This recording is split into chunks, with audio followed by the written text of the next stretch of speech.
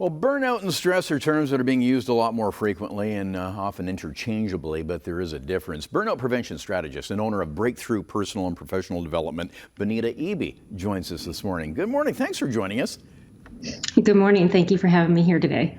So burnout, I mean, we throw that term around all the time, but can you actually define burnout for us? Absolutely. Burnout is a result of chronic workplace stress that has been unsuccessfully managed. And that it comes down to then looking like exhaustion, sometimes cynicism around our work, and reduced productivity. So there's a difference, obviously, between burnout and stress. Absolutely. It's that chronic, ongoing stress that happens in our workplace that can actually cause the burnout. So the stress is the impetus. The burnout is what happens due to it being ongoing and not being resolved. Yeah. Burnout is definitely the result. It can look different among individuals, though, right? Absolutely. And that's one of the tricky things because it does look different. Although there are a few symptoms that tend to show up almost all the time. First is exhaustion. And sometimes that starts with just looking really tired. But in the end, it can be exhaustion to the point of not being able to walk up the stairs or get groceries or take care of your children. Sometimes it's reduced immunity. Oftentimes people find when they're exhausted and they have those stress hormones going through their bodies all the time that their immune system gets impacted. So they get colds and flus more often. They might not be able to fight off that rash that comes. And eventually that can lead to heart disease or even a heart attack. Sleep disturbances, emotional exhaustion. Oftentimes, this is when people actually reach out for help.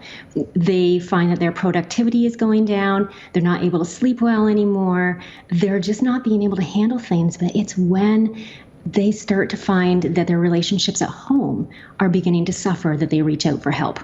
Yeah, do you find with your clients it's something that's just been a slow burn until all of those things have piled up and they realize they've got a problem, but it's something that just kind of develops over a long period of time?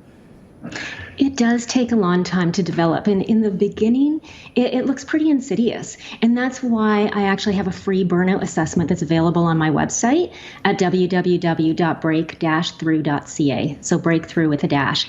And it's available because what it does is it helps you to understand where you are at risk and where you are not. So people use this individually, and they also use it within organizations to take care of their employees.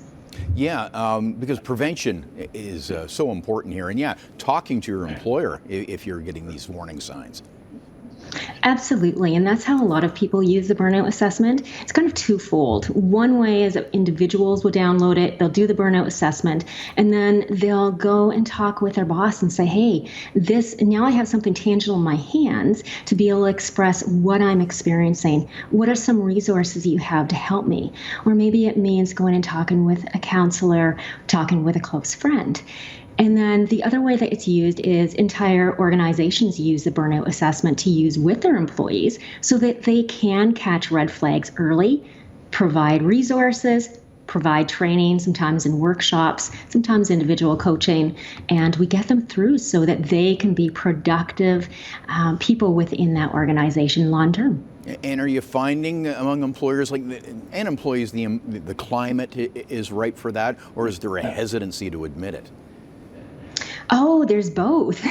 There are ones who have been working on their culture and recognize that oftentimes it's culture issues within the organization that can be tweaked to make such a profound difference for their employees. And that makes a huge difference to their bottom line as well. It's very expensive to lose one of your highest performers, but to put a few things into place so that they can thrive, that also lets your organization thrive. There are other organizations that are a little bit afraid of it. And so oftentimes I'm the one who comes in and opens the conversation through workshops, consulting. I wish we could continue our conversation. We're going to link up your website because it is a great resource. Breakthrough Personal and Professional Development. Thank you, Bonita. Thank you.